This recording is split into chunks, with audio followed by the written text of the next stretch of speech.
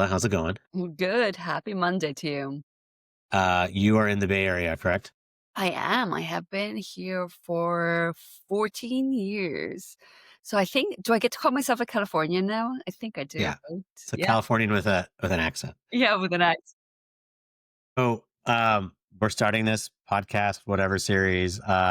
Not sure if people are going to listen or not, but it's really for our community of builders and hardware and physical tech folks. And you had to be on my first five because we've had so many conversations already over the last, I don't know, year and a half about the ins and outs of the pitfalls of being an entrepreneur and how to build hardware and scale it. And you have a very specific like niche and badass skill set. And so I keep coming to you for like learnings and tips and tricks. And I figured I would just record one of our calls. So with a little bit of extra, who is Orla? What does she do and how did she get here? So love to start with um, tell us a little bit more about young you, because I think one of the things that's really interesting for people to hear is kind of the career journey of how you've gotten to this phase. So, like, fill us in on what was Orla like as a kid? Was she interested in hardware and technology and engineering, or give us a little more insight in your journey? Yeah. I love to say I've been an owner operator my whole life, right? Because both my parents had their own companies and had full-time jobs. So the hustle was real in our house. Like the work ethic was very high, right, from the very start.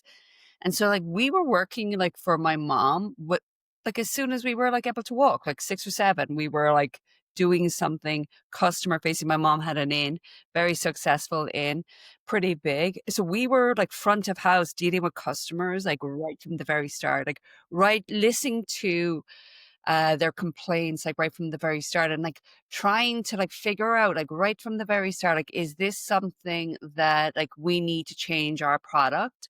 Or is this person having a bad day and you can't take it too seriously? It's like right from the very start, we were working with my mom's business, my dad's business, and also like my parents, had full-time jobs for like a good long time during that overlap. So they're working just like non-stop. And so our family never went to university. So I didn't know what a mechanical engineer was. I didn't know like any of that stuff. I didn't know what a product person was, didn't know any of that. But my parents valued education, and a shout out to Ireland, where third level education is free for all citizens. Yeah. Everyone's encouraged to go to university. So my parents were like, "This is a free thing that you must take avail of, and you're good at math and science." So it was sort of just like I was okay. You will do engineering. So I went into mechanical engineering, really not fully understanding what mechanical engineering was. And I can't say that I had like the best engineering experiment experience because I got stuck at an internship where I was measuring the viscosity of plastics for 6 months. That's it. I was measuring the viscosity of plastics for 6 months and I was bored out of my brains. So Yeah. then I really wanted to quit engineering, to tell you the truth. But I also came from a family where, like, you don't quit if you don't have a good next plan. You've got to stick with it until you have the next best thing. So then, so then I went into supply chain. I went into supply chain to Maxell. I don't know if you remember that organization. You Yeah. don't hear about them very much anymore, but like they were famous for like tapes and CDs and videos and all that sort of stuff. So I went to work for them for a while. Again, I was coming out of college with a mechanical engineering degree, but like still not figuring out like what I'm going to do when I grow up. I still definitely had this idea, like, I don't know what I'm going to do. But supply chain is great for that because supply chain, you do a little bit of everything. You start talking to everyone.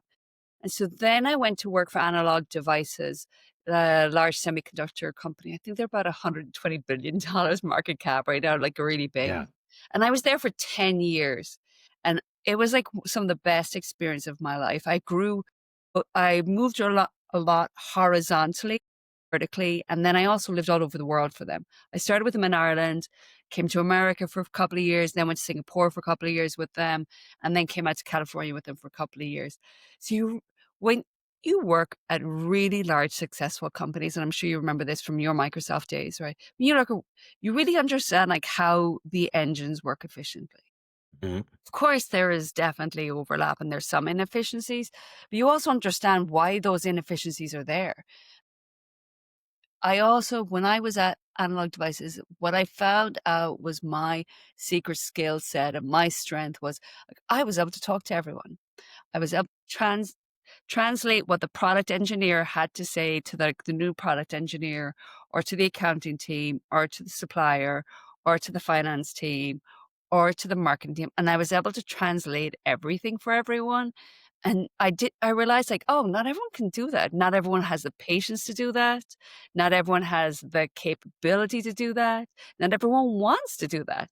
But I loved doing that. I loved talking to all the different teams. I loved being able to translate when the demand was too high from the product teams, translate that back to the product teams about why that wasn't the best thing for the organization, and like why we needed to rationalize the capacity, why we need to rationalize the demand to like fit with the capacity, and like how do you really like build scale in, because it can become really unchecked, right? Like the demand from the supply chain, the demand from the product teams is so far removed from the capacity or so far removed from the factories in very large organizations that it can quickly, like the bullwhip effect is real at large organizations. So anyway, I was there for 10 years and it was great. I wish I paid more attention. I learned so much, but I also wish I paid more attention. I had some fantastic leaders there. Mike Guerrero always comes to mind, just like really like he was the leader I would look at in meetings and try to say, I want to be able to communicate like him. I want to be able to lead like him. I want to be able to bring teams together and motivate teams like he did. And after a while you realize like that is really rare. Mhm. Really rare. And only when you look at bad leaders, you realize like how rare that is.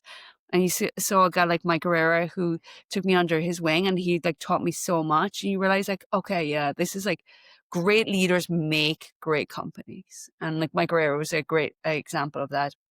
So analog devices, after analog devices, I went back to do my MBA. I felt like I still hadn't really figured out what I was going to do when I was grow up. So, like I'll do my MBA because surely I will learn something that will help me figure out what I'm going to do when I grow up. MBA did not teach me what I was going to do when I was grew up, but at the time now I'm in California doing my MBA and I'm beginning to like meet people in the startup world, and you get that sense of excitement and the energy and the creativity and the innovation that is sometimes lost at the bigger companies, but like at the startup companies that it's like breeding ground. San Francisco is just amazing. So it's about 2009, so during like right at the financial downturn, but like the creativity and like the scrappiness of startups is perfect perfect right then. So I went to startups after my MBA, and that was like my startup journey for the last like 10, 11 years after my MBA. And I went to work for a company called LiveScribe. Uh, Mhm. that Know smart them. pen that some people loved it. Some Well, people loved it. I was in tablet PC, and I was probably 3 years into working on tablet, so we knew that product very, very well. Yeah. It was my first real like consumer electronics company. We some people loved it. It was very popular with journalists, with heavy note takers. But there was also beginning to be that transition where people were taking notes on their laptops and moving away from like handwritten notes. But I thought it was really, really powerful tool. But unfortunately, the timing of that product just wasn't the best. And so I ended up being at LiveScribe for about 4 years, and the sales did decline for the whole 4 years I was there, so hopefully not a reflection of me, but a fantastic opportunity for me because as the company was declining and going through multiple layoffs, I was able to, like, get more and more responsibility. So, like, they let go of the logistics department, I took responsibility for that. They let Mhm. go of the manufacturing department, and I took responsibility for that and took, over those employees, and just, like, slowly and slowly, I got to learn more and more at those 4 years, the best 4 years of my life because I learned so much.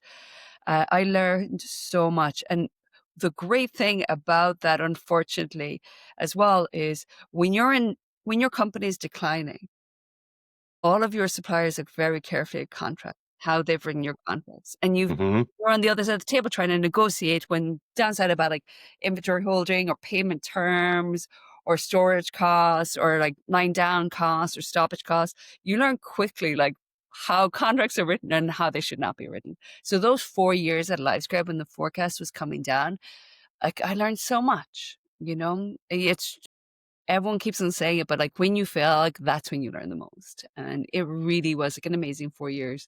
But after a while, like, it got really demoralizing when you You wanted you wanted to win again, really right? Yeah. I wanted to win, and so I ended up meeting Jason Johnson, the founder of August Home. I can't even remember where we met, but it was probably some networking event, and he was starting off on, like, the Internet of Things and connected devices for your home. So, when I first met Jason, their product was still a sketch on a piece of paper. I was employee number 10 that went to August, and so I was there for that rocket ship right at the very start, from employee 10 uh, till the acquisition, after the acquisition. But it was really, really interesting to that you were like, okay, I'm going to fix all the mistakes I've ever learned about like product development. And this is a piece of paper, it's a sketch on a piece of paper, and I'm going to commercialize it. And you think you can fix everything. And then you quickly realize, right? Oh, I've got constraints of CapEx, I've got constraints of resources, and I've got constraints of time. Like, how do you commercialize this product with those three big constraints? Because they are like, they're not, well, you're limited capacity, you've limited people, and you've limited time, and you still got to commercialize it. So it's a real testing bed for like, do you know how to make these trade offs? Yeah. Do you know how to make these trade-offs, and do you understand, like, how to be successful with, like, limited capacity, a limited capital, limited people, and limited time? And it's, again, many, many sleepless nights, and when I think Conduit first approached me, I recall those many sleepless nights. It was going like, if I can help anyone avoid those sleepless nights that I had at August during the first couple of years when you're trying to figure it all out. I was going, I definitely want to help startups to like figure out like how to avoid those sleepless nights because there was many, many sleepless nights. And most startups, I'm sure, have the same, right? Where they've got a problem and they need to ship code or they need to ship product and like how much risk can you take? Because it's all risk. It's just you've got to figure out like which ones you got to weigh it all up and figure out which ones are acceptable and which ones are not acceptable. And Did it's very interesting. did you find when August was kind of early in the IoT home lock, kind of like home automation space, or one of the first in that space, like Nest and August and a few others, right? Were you? I'm not that familiar with the founding journey, but like, were you surprised that a founder at that stage understood the importance of like your role and understanding deployment, distribution, supply chain operations? Because generally, it's usually product focused investment. You have also investors who may or may not understand the complexities that you're talking about. Do you feel like you were there from the get go, or hey, they backed into realizing, oh, this is a more complicated formula. We need someone that understands the complexity of the game better. Probably a little bit of the latter. But I will say the other co-founder at August Home was Yves Behar. And Yves Behar is a chief design officer at Fuse, and he had been very involved with the commercialization of many different products. Hmm. Think he probably was like uniquely positioned to understand the value that supply chain can bring to an organization. So I think, and I could be wrong, but this had been Jason's first foray into hardware. Um, but Eve had done hardware many times before. So I remember when I was interviewing with Eve, their Fuse at and I don't know if you've ever been to the Fuse location. It's gorgeous. It's got a like beautiful gallery in the front, right? And it doesn't sing like hardware production. It's very fancy. It's very nice. It's very shiny and clean. It does not reflect my supply chain journey of like dirty factories in China. But he definitely understood about what it takes to get a hardware product to mass production. He had come off Jawbone at the Yeah. time, right? So Which yeah, it was amazing. which it had its and honestly, we don't to get into that, but it also taught the venture community the importance of how you handle your debt at scale, how you think about free cash flow, and like these things you don't think about in the 0 to 1s. I didn't have to, and at Microsoft there was a whole division of magical use that did things right, and then you leave and you understand like, oh, like I don't think I designed the product for the game I'm playing even. And there's just this nuances. So you're lucky to have someone who just came off the rocket ship and the craziness that was Jawbone, Yeah, right? Yeah, it was definitely it was also my first real experience with, like, having a designer in the conversation all the time and understanding, like, I'm a supply chain person. It's very much about like money and two is equal to four. So like the right quantity of yellow in the blue is like never in my vocabulary, but like, that was definitely like in the conversation many times when you have a chief design officer in the conversation about product development. So it was very interesting, right? It was very interesting. There was also a great appreciation for like that process of like design being part of the conversation to make sure like that the packaging quality and finish is really understood and in the conversation with marketing. And so during the product development stage when design was there, we got a better product on the other side. And I don't know if I would have appreciated that without the chief design officer being in the room with us as we were developing those products.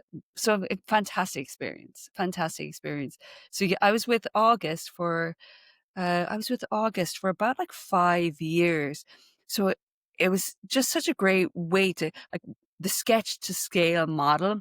We took it from like a piece of paper to like working with like the big tier one CMs at like really, really large volume and like being able to like make the first when we passed the threshold of like 1 million units, like that was the first time I'd ever passed, like personally, like analog devices, of course, we were shipping millions of units a day, sure.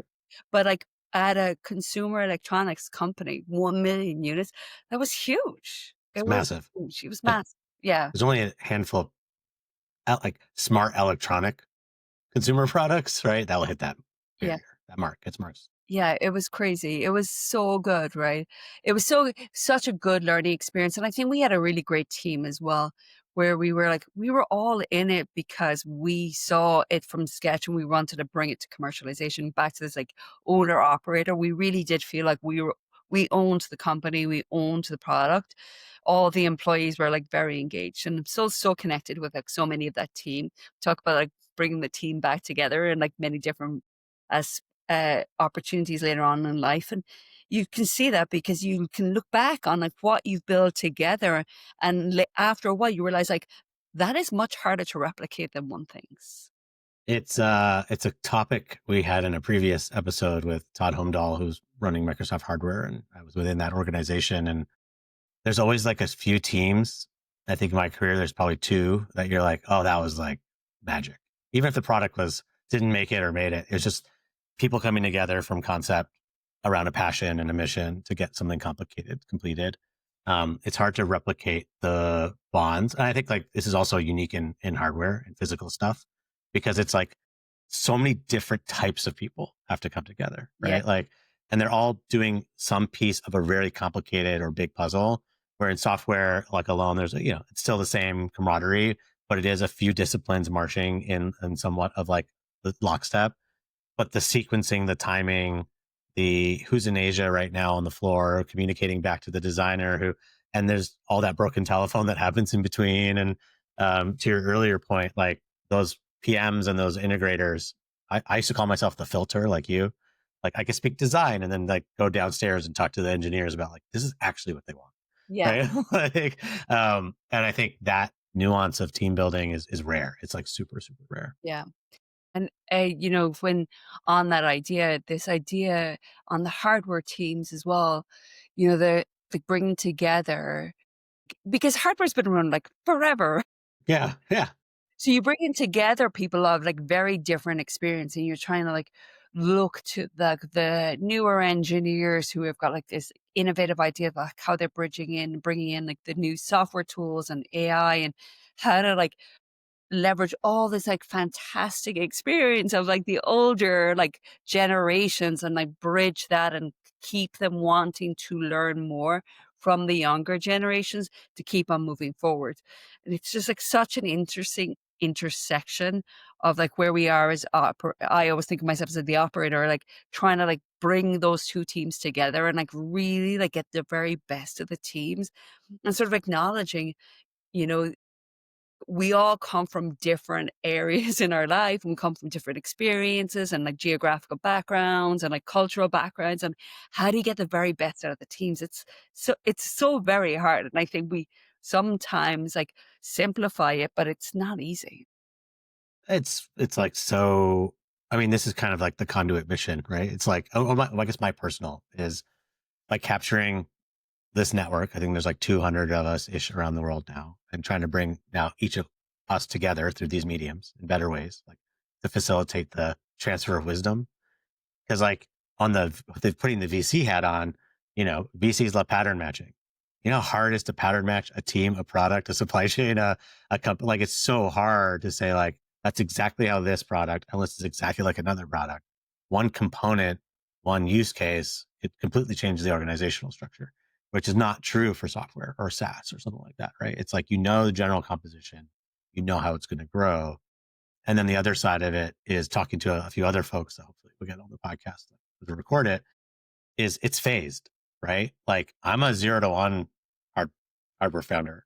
I don't do what you like to do. I don't do like 2 to scale, you know, architect for scale, understand the implications, build a product that's like can and move around and can like deal with the complexities of the global supply chain and things like that. But I get to innovate, right? Where like you and Susan and others love the challenge of how do I get to 1 million units, right? I'll design you a product that gets to 1 million units, but I don't know if I can be around for that much, and nor should I be in a leadership position to do that, right? So it's very interesting also how the roles change as a company. Did you see that at like August or later on than I think Latch, right? Yeah, both. I definitely because the team you need from 0 to, let's say, like 100,000 units is different than the team you need from like 100,000 units to 1,000,000 units, or the team that you need from 0 to 5 people is different than the team that you need from like 100 to 200 people. And hopefully you choose the right team, like the first 1 or 2 people, who can help you bridge up, but the probability is, like, you won't, right? And then, like, the CEO having, like, the intelligence, emotional intelligence to understand, like, I need to bring this person in or out, of there, like, not helping. It's very hard, Hmm. especially because, like, there's so much goodwill built up at the very start when you're like all those sleepless nights and all those like long weekends. You there's like this like bond that the team creates, and trying to break that bond up afterwards is so hard. So you talk about like, I always think about, Nate Williams came in at August as the first chief revenue officer, and just like this like injection of fresh new ideas to get us to like the next phase, to get us to be sold was like amazing. Or Bharat Basan came in at August as the first chief operating officer, someone I'm definitely very much like look to and admire to all the time, because he really brought in like that standardization of like we need to implement like more metrics, more KPI if we are going to scale this. And sometimes as young people coming up through their career, you need those mentors to look at to see, okay, oh, this is how to do it right. Or this is what I can try to like hopefully like copy, follow in their footsteps. Then when I went to Latch, I was brought in for sure to think about like getting them ready to go public and thinking about like scaling that operation. And like all our companies, they do the very best with what they can, with what's in front of them. Everyone does it. Like nobody's making any decision because they're trying to screw like their future self up, right? So you have to have a good grace. Like no one's trying to like make decisions that are it's going to make it harder in the front. But like, you know, if you accept that change is inevitable, life is much, much easier, right? Like, if you could just accept, like, always change is gonna happen, and you try to build that into an organization that so you can turn on and off the levers in the future, it makes life much, much easier. So if you're thinking about, like, those leaders as you're scaling and bringing them in, like, hopefully not just to get you from point A to point B, but point B to, like, D or E or F, it really helps. And it's hard. It's really hard. It's really hard because you're also trying to invest in culture and make sure that I'm sorry, we're jumping around. I know I'm jumping around here a little bit. Oh, it's Cul great. Culture and leadership are, like, so very important to scaling organizations, not just small startup companies, but large organizations as well. Culture is so hard to get right, and, like, one bad apple will really slow down the growth of your organization. Yeah, I mean, without, talking to it. like, but how many times have you seen the organizations that you've been part of go through it or pivot because of it? Like, I think, well, there's 2, of course, that stand out of my mind, and I always think about, like, the culture on the culture, there's one specifically where think hard on. It's like, how could we have done that differently to have a different outcome? And it's really hard, right? Like, when you have someone who is adding unbelievable value in so many different areas in the organization, but then, like, destroying the culture, a different aspect, which is much harder to measure, it's really, really hard. It's really, really hard. And especially as, like, for smaller companies that are fighting for their lives. Like, every single decision is like you're fighting for your life, right? Like, I yeah, think are smaller organizations that are growing don't have the luxury of, like, let's move this person out of the way over here so they can't damage the culture. It's like such a small organization. Everyone has to add to culture, and people don't collaborate as much as they should or could because there might be someone that they want to avoid in a culture, and it's really, really hard. And if it's not addressed by top management, the company will not be as successful as it could be. yeah. I mean, this is like that's a whole nother thing we should dive into. But I come from the more product side, right? And I think in the early days, you have to, especially with physical stuff and digital stuff blending together. Like, I even think of it as how we build, and we commit to the spec, we commit to the mission, we commit to these things, and sometimes they're year-long cycles and 2-year-long cycles. And if people are halfway through that journey and don't want to row anymore, it's like, I know we do it, we want to go there. It's like, and one or two people make it a bad environment to show up to work every day, or to put your hand up and say, I don't think we should do this. That's usually the one. Um, it's this disagreeing commit culture that sometimes in hardware can get extra. The time goes by, right? And sometimes in software, you can figure out that, oh, the customer didn't want that. You can iterate faster from a product perspective. But we commit to these things, and they're monumentous in some cases, right? And we're betting the whole company on it, essentially, right? And these, like, next products, these next SKUs. But also, it's the type of person that commits that hard to something, especially in startup, because in the hardware world, like, first of all, there aren't that many operators out there, right? And if there are really good operators like yourself, it's like, well, you can work at the big places too, right? Building these massive units and have these bigger teams. It's also like, you start, if you have something in your culture that plants that seed of, why am I here? Hey, there's another opportunity for this other hardware company, and there only are 30 of us that could do that job anyway. I've seen over and over and over again. Like, they close the Series A, they go to a Series B. We hired 3 new C-suite folks from the outside, and we didn't figure out how to get them into the culture of how we got here. And a lot of the employees who suffered through the first 2 years of getting the first product out feel like they get pushed aside, when the reality is a lot of them are the heart of what the product is or the company is. So um, that is very much something over the next 2 years I want to synthesize more of, because I think that's a whole nother channel of, like, team building and for hard work. Yeah, it's so important, you know? Like, once upon a time, I might have had, the thesis that you could just, like, you could find all just the smartest people and bring them together, and you're gonna have this amazing product. Like, all of us know right now, like, that doesn't work. That doesn't work, right? Because all those smart people are probably, like, not gonna get on with each other, and you won't achieve anything.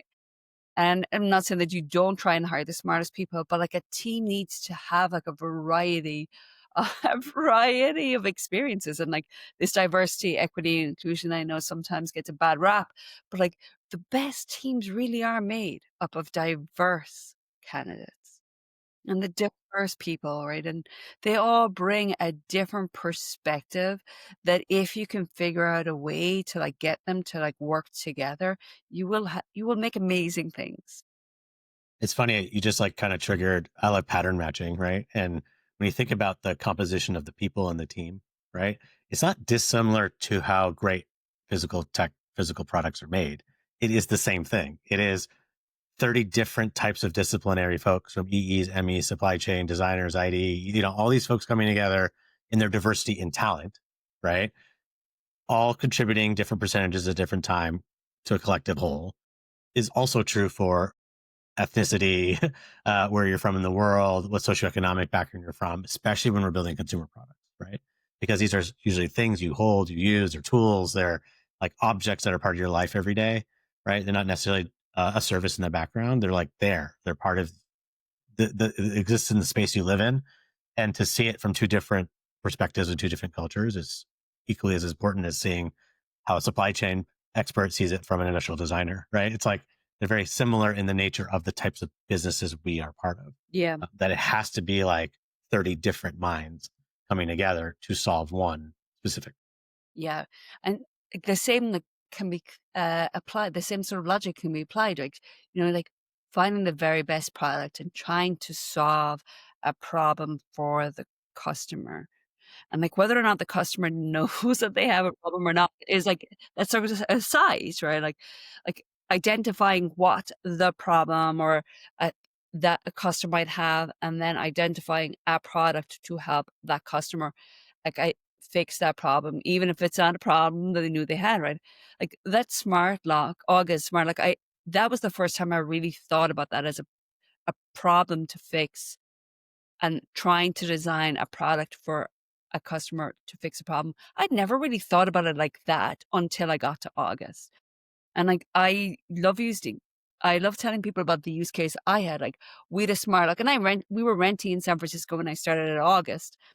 And I was like, yeah, smart lock. I don't need a smart lock. But then of course I brought home EBT and we lived in one of those old Edwardians in San Francisco where there was like 10 steep Yeah. steps.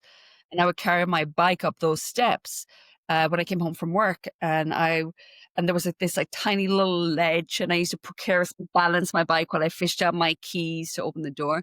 And then we got the smart lock. And then the door automatically unlocked, and I never had to precariously balance my bike. I didn't think I had a problem to solve.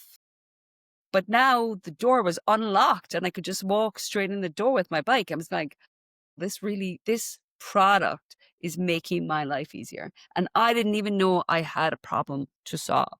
And that's when the marketing team, Dave Pastelli, sort of identified like that's how we should be thinking about like our marketing plan. Like I was like, oh, that is so smart. Yeah. Like that is the way that like we need to teach teams about how to think about products, and not just like the product team, like every single person along the in the supply chain needs to think about that and needs to be taught about like the problem we're trying to solve for a customer, and then how we think about like making sure each and every one of them is selling the product, selling the company, selling the vision, adding value to the company. It's like so important. Startups are such a good learning experience for any employee. I highly, highly recommend people spend some time in startups because you learn so much. You get Yeah. so I, much. people always ask, right? And I have only my journey and you have your journey, but I liked going to the big place first because I saw my naive brain saw like how Microsoft has to build Windows for every person on the planet, right? I started in Windows and you're like, oh, that's how things are made. Like, why, the kid's like, why can't we just do this? And you're like, no, you have to do it for like 80 languages and 122 countries. And by the way, when you change one button and you like see like, oh, the complexities that are when you build at scale and the responsibilities that come with that and the cycles and thousands of people contributing. And then you go to startup And I'm like, hey, there's six of us now. And along my journey, it was like startups within Microsoft. So it kind of went big, smaller, smaller, smaller, smaller, smaller, still within the machine, right? Like you still have to have a P&L of $300 million from day one. Right? But then you go to startup and you realize, okay, what can I get done for 250K and four people? And okay, what is really the minimal thing that I need to go build to solve this specific problem? How do you really distill that down? And then I fell in love with that, right? Like, okay, yes, we can envision things all the time, but people who go through the corporate mind and then get exposed to the limited resource, limited time, super crisp value proposition. I love like seeing that journey for people and they either fall in love with one or go back to the other. Right. So, but it's a great learning experience for sure. For sure. I think though those like smaller companies, you really figure out like what you want to do, like how hard you want to work, right? Startups are great, but I mean, I definitely never did a 40-hour week, right? It's not about doing a 40-hour week. Like, I don't regret it. I learned so much. You really try and figure out like who's with you on that journey too. Cause there's some people who are just there to like clock in and clock out, and that's okay too. Like those people all have a part to play. But there's some people who are like, okay, I want to build something. I want part of a company that does something amazing, and being able to like look back on that. I'm very proud of like what we did in all the different companies because you learn just so much. And I think if you go into it with this mindset of like, I want to learn, you'll always learn. You'll always learn. You, so I want to know more about now. Okay. So gone through this journey of startup, then Latch, another big one, right? You, you're now supporting one or multiple startups at a time. So we like to think of it as like Orla scaling herself now. So she is increasing her footprint. Tell us more about what you're doing now. What are the big things you're seeing that are either new or new complexities in early stage and mid stage kind of startups? And I'd love to get your take on how AI is going to, make seven Orlas that are looking at everything simultaneously. So what I'm doing now, I'm doing fractional leadership. So most people will know fractional is part-time, fancy way of saying part-time, right? So part-time for different hardware startups here in the Bay Area. Being able to like share my expertise at a fraction of the price and also a fraction of the time. So I don't have to do like 40, 50, 60 hours a week again. It's really, really nice. It's really refreshing being able to not be full-time on with one customer and have an opportunity to like work multiple teams and multiple products. So I can also like focus on my relationships with peers and colleagues in the community as well. I've loved that. When I was working full-time at a company, I never really made time or prioritized that. I never made a lot of time or prioritized like my own continued education. Working part-time allows me to do that because I love hearing what academia is doing.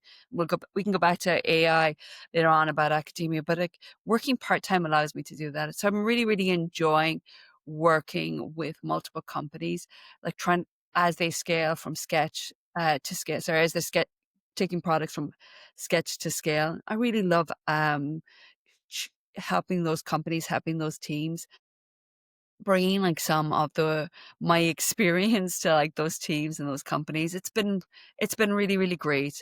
I love working with like new people like I probably would not or not choose to work full time with because oh, maybe I'm not familiar with the technology or like these people are also early in their career. I don't know if I want to go all the way back there, but like part time is a great way to like try it out, right? So part time is great for both sides because Yeah. you get an opportunity to like you don't have to take all that risk of going full time with a company and vice versa, right? They're not going all in on a an executive right from the start. So it's really an opportunity to get exposed to new technologies that I would not maybe jump into full time right from the very start. So it's is working out great for me in that regard, where I can work with like so many great startups here in the Bay Area. And so many people doing like amazing stuff here. It's like blows my mind, right? When we talk about like deep tech, I don't understand all the science of everything. But the idea that people can just take so much carbon out of like Lithos Carbon is an example I'm thinking of right top of mind. They're taking carbon out of the air, right? And they're just like they're figuring out a way to make that at a fraction of the current cost. I don't know how they're doing it, but I just know that that's like pretty cool, right? Or like Pano, they're the ones making the camera to detect fire. They're using AI to detect fire. Like that's amazing, something we totally need. Sonia Kastner is doing that, and it's like she's a rocket ship doing that over there. Yeah. Like, being able to just like keep up with technology is really, really interesting. And I'm only able to do that because I'm working fractional. Like being aware of what's going on in the world. Some of my old colleagues started up Union Labs. It's another VC firm here in the Bay Area. I love watching the companies that they're funding. And just like, oh my God, like I don't understand like the technology behind this, don't understand the science, don't understand the physics, but just like what they are doing, it's crazy, right? But the different companies that they've been funding and super interesting just to see that coming along. So it's very inspiring. So sort of stepping back, like what deep tech is, the opportunities, it's very inspiring. And maybe it's always been that way, but maybe I was so heads down in full-time work before I just didn't have an opportunity to look at it. But now seeing what people are coming up, the creativity, the innovation that's coming up around new materials, new technologies, new ideas, like how to integrate machine learning, how to integrate AI into different products. Like it's mind blowing. It's mind blowing. It's as I even me, like, we were doing some of the 3D printed lattice stuff back in the helmet when I was working with a helmet company. And I was like, hey, what? We're building like that would take it a year to build an FEM model and like do generative design. I think the key, what you're getting at, what excites me is we're getting more minds to the table. So before there was like a gap. It was like, okay, what sensor can I get in the supply chain? And then there's like 5 people who know how to like use it and write firmware for it. And then there's one CV guy who knows how to like do the computer vision filters.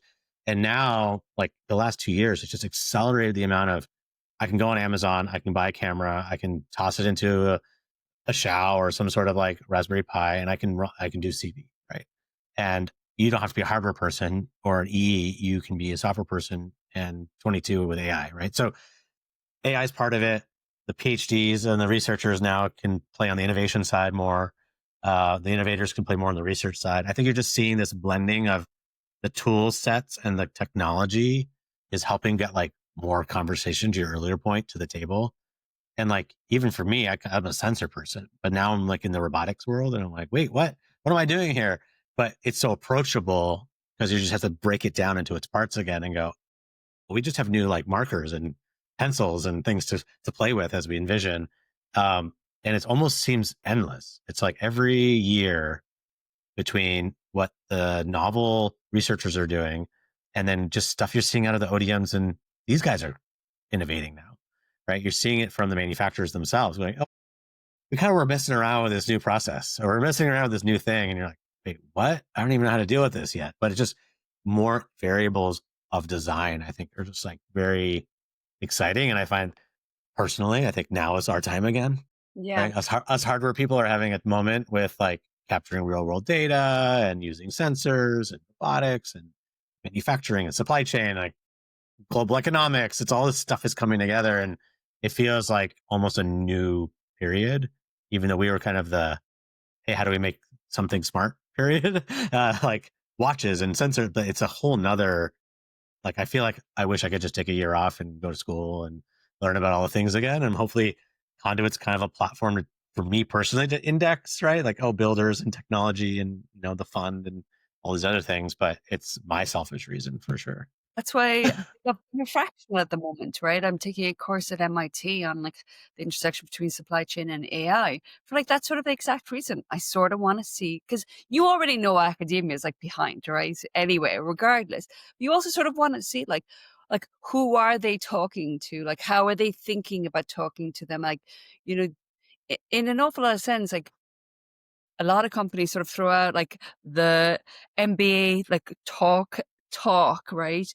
But at the same time, like the MBA talk makes builds successful companies. You got to find a way to like bridge the gap between the two.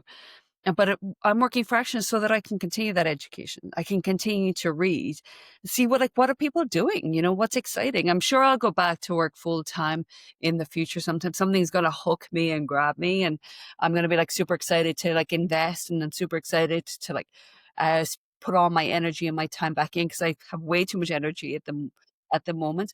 But not ready. Like at the moment, I still like I want to get back to reading. I think you and I've talked about it before. You know, like I gave up with social media because I want to read more. I want to invest more in like learning and understanding like where is this all going to go? And knowing academia is always going to be behind. Like the best teachers for us, it would be like the young kids like playing around with the AI on like what we can do. Because the supply chain is the perfect area Hmm. for digitization and for like the application of new AI. It's a pretty antiquated. And like I understand why it's like antiquated, you know, like why it is so hard to have a digital supply chain because there's you bring together like so many different partners who have different technology and you got like this like Frankenstein effect of like everyone's using something different and the middleware is like so janky and you have to handhold it and like hopefully it will work tomorrow but it may not work the day after. It's like really hard, right? It's really hard to digitize supply chain. Like Flexport did an amazing thing, right? Yeah, When they just took off like the very sort of like moving inventory from the factories to like where the final demand was. But they've only just got a tiny piece of it. But they did amazing. it's They digitized it, that piece, and yeah. revolutionary, right? Revolutionary. This is my like just on that topic, like my personal like side of it. I think hopefully Conduit we'll do more in that space as we grow. But the physical industries and tasks part of the world, like I came from consumer electronics and sensors and med devices, and that's kind of my world. And it's very much more consumer facing. But I think like even just we were doing some software projects now where you map out the complexities of like we were doing food processing, we're looking at food supply chain. Holy crap. And it's still, and the consumer electronics is better than that. Like, cause like their ERPs and everything else is like spreadsheets. Some are not even spreadsheets. Yeah. They're still using paper and some of these, and it's like that alone, let alone the inefficiencies and the missed data and everything else. And in the consumer manufacturing, you know, like we would have people, you probably had to do this all the time, just converting spreadsheets between that vendor and this CM. That's yeah, like just to have people match up the manufacturing in Asia spreadsheet versus your bomb and like figuring that out. And Parsimony and a few others are trying to attack this, but the totality of like we've built this global supply chain over 5,000 years, and now there's like a time where everything's finally digitized, almost I think, and now it can have an AI layer on top of it. So it's like very interesting. It's very interesting. It's very interesting. There, I would say that this, the supply chains that I'm aware of have a long way to go to digitize them. Tell you the truth, I feel like that. I feel like you'd be surprised at how many big companies are still using Excel. Well, I mean, I Companies, bet gross. in Microsoft, I mean, I don't think it works. I think there's a nice something that can be built for two agents to talk to each other to rationalize that stuff. Yeah, But like, yeah, I mean, the number of times, luckily, I had partners in NPI and a few deals like that. But even when we were doing Catalyst, it was like it shocked me for the first time because I had to go do that, right? yeah. Because there's only three people, someone's got to go do it. And it was like, oh, I'm going to spend like a day or two just trying to rationalize tabs in a spreadsheet. It's incredible. Yeah. So, another thing about startup companies, you know, like, we definitely still very much on Excel, right? Very much on Excel because you also want to be able to like really understand the inputs and then be able to adjust the levers so that you can play out your scenarios, right? And make sure that you understand like what you can play with and what you can't play with. And then like those companies usually are not the companies that are investing a lot of time in digitizing the supply chain or like trying to like automate an awful lot with AI at the very start. And that's okay too. It's just like trying to make sure that you're building in the optionality for later is like the most important thing. And it's it's there I think there's like it's going to be very, very exciting in that supply chain management space in the next like, probably 10 years because it's going to take an awful long time, like, all I think an awful lot of companies are still using, like, NetSuite for their ERP. It's the slowest, most antiquated thing you've seen ever, but it's proven. And when there is a software tool playing with your money and you wanna know it's like 100% right at all times, they're going to go to that proven tool rather than playing around with the new tools. Oh my god, if someone can just I know. Oracle, come on. um, all right. One last thing, because I know we're like way over. Any words of wisdom for the three founders thinking about building a new smart hardware product out there? Um, just to keep in mind when they get to that milestone where they need to call you. Maybe it's now, maybe they're still at the sketch phase. Do you have any like, hey, common pitfalls, how to think about team? I know putting you on the spot here, but I know you have them in there because we've talked about them a lot. Um, just a little bit of wisdom to be like, hey, keep an eye out for these things and at these milestones or at the when you see these signals. Well, the one I love that, forevermore I will, like, evangelize is having a closed loop sales and operations planning, S&OP, and it's called a few different things, integrated planning, a few different things, but, like, the key there is, like, a closed loop, right? Having, like, a forecast that everyone signs off and agrees upon, and then you're generating, like, a production forecast, and you get an agreement on, like, this is how much we could afford to spend on a production forecast, and then you get, like, a supply plan of, like, this is what I can produce and deliver, and then this is, like, what revenue we can commit to, and then repeating those 4 steps of that cycle on a regular basis at whatever cadence your company can afford to repeat, be it, like, monthly or quarterly or whatever. Like, having this closed loop is so important. Because I think a lot of people say, like, "Oh, we know our forecast and we know our supply plan and we know this and we know that." But everything always changes. And if you accept that everything always changes, life is much easier. If you accept that, like, forecasts are going to change and people will change and materials will change and everything will change, and then you've just constantly got to refresh without, I'm not saying like you're refreshing every 5 minutes or every single day, but you're trying to find a cadence that works for your organization. That's really important. So S&OP, and like there's 2 parts of that. There's the sales planning, and then there's the operations planning. And it's very easy to articulate and gather data about the ops side. Like, how much capacity do I have? How much material do I have? But on the demand side, about really thinking about, do we understand our demand? Do we understand our TAM, our total addressable market? Do we then understand, like, the serviceable part of our market? Like, how much will we be able to get? And then how much will we be able to obtain? And those 3 pieces, I really don't believe that organizations are being honest with themselves or being as hard with themselves about, like, how much demand they can really get. Because that, like, every organization I've ever been at, like, I don't think that they build in the fact that, like, that stuff changes all the time. Yeah. And we're in an unbelievable, like, point in time in right now with our economy where, like, nobody knows how it's going to go. Nobody knows how it's going to go. Like, we saw the Fed drop rates last week. We saw that actually spending is up, but, like, really spending, if you look at, like, that spending, like, something, I don't quote me now on the numbers, but something like 10% of our top earners are, like, spending, like, doing 50% of the spending. Like, bottom, like, are it looks like they're spending, but they're not keeping up with inflation.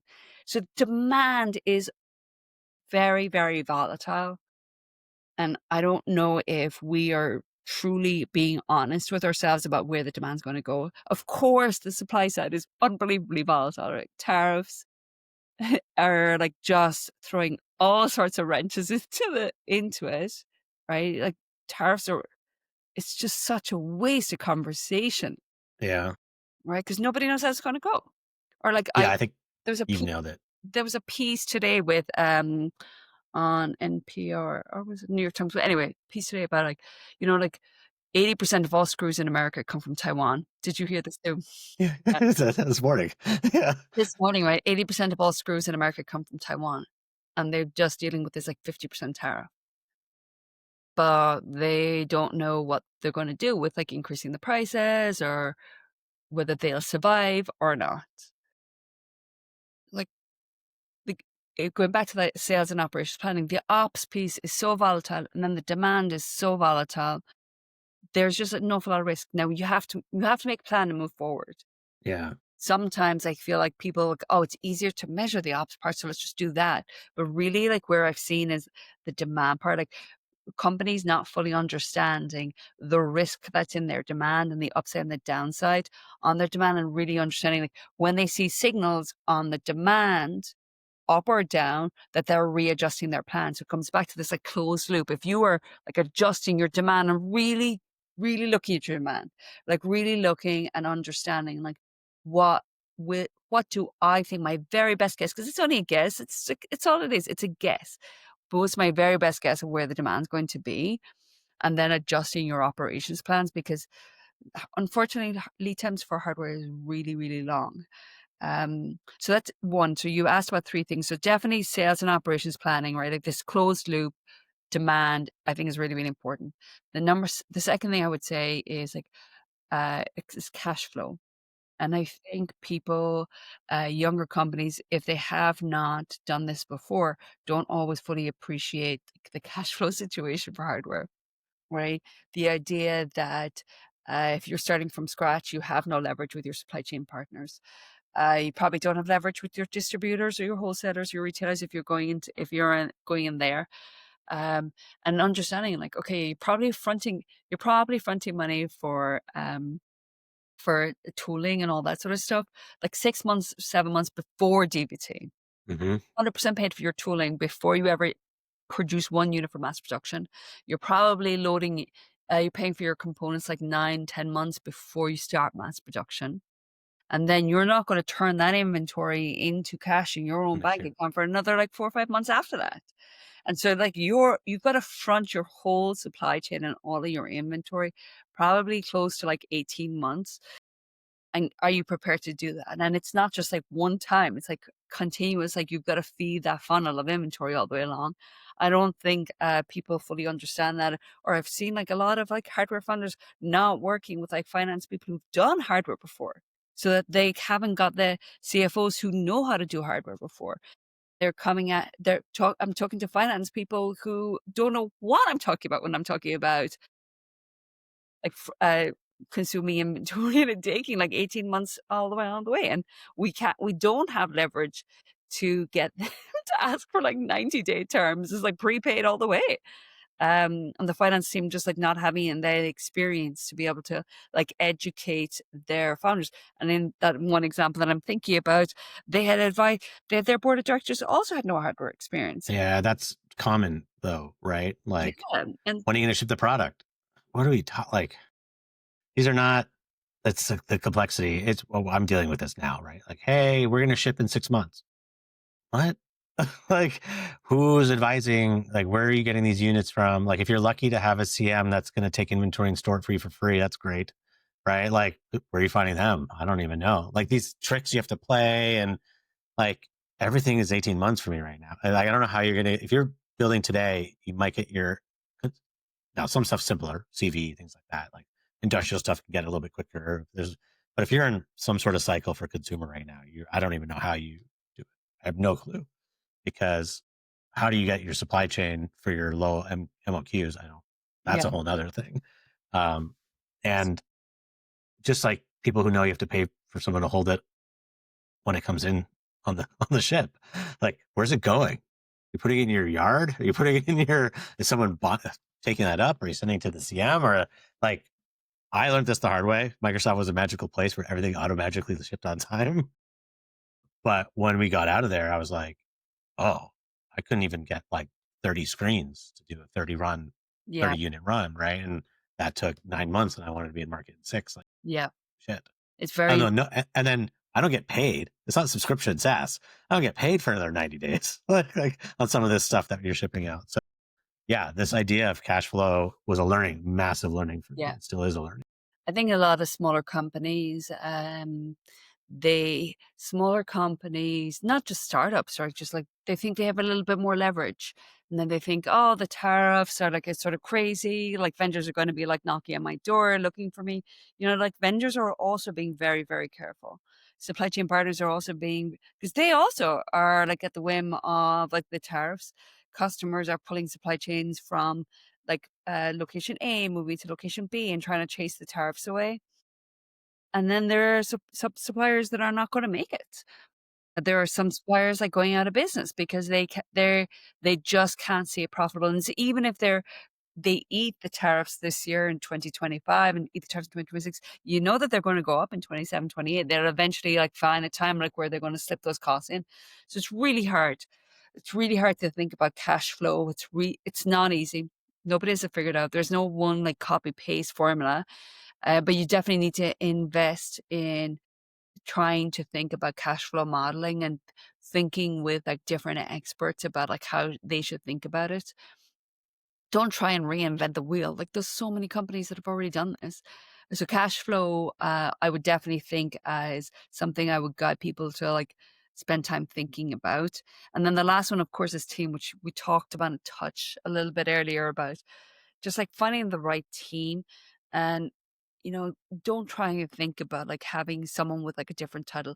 Like generalists at the start are great. The people who are happy to roll up their sleeves and do a little bit of everything to do whatever needs to get done to move it forward. Finding fractional hub subject matter experts that you can pay to do for 5 or 10 hours a week, and you use them to like really get like the very best advice. Don't rely on your board of directors. They have their own incentives for the organization that may not be aligned with the founders, the founding team, and just like always thinking about that, right? You know, being careful about like who you are using as your like advisors around you. I again, I sort of come back to like if you don't lose sight of what your product is and what your problem you're trying to solve for the customer, like be a price point, like really defining your vision for the organization. I feel like you can't go wrong. Lots of people do, so it's not like it's easy, you know, not losing sight of the product, of the vision, of the organization, and like making sure that your team is bought in on that. And then, you know, and if it doesn't work out, it's like no big deal for the person, for the founding team. Like teams have to break up. That's okay. Like, you know, like just like normal relationships, like relationships break up, teams got to break up. That's okay. And you're like that norming, forming, storming, what, Rewarding. rewarding, right? Yeah, Yeah. Like that, like every time you do that, you shuffle up a team and you'll get something amazing on the other side. agreed. Well, let's leave it right there. That's a great way to end. Well, thank you so much for taking the time today. Well, awesome. And I'm still on the hunt for a project for us to do together. Yeah. And using whatever Orla.ai is going to be to solve all of our supply chain issues. Because I think in listening to what you're saying, I'm like, oh, there's an interesting product we built here. There's so Uh, many products for yeah. yeah. So I'll Alright. get you in the so I'll get you in the founder seat. So then you can know how to take those three things, apply them. You never know. All right. Right. Ciao. Thank you. Thank you. Thank you. Take care. Have a good one.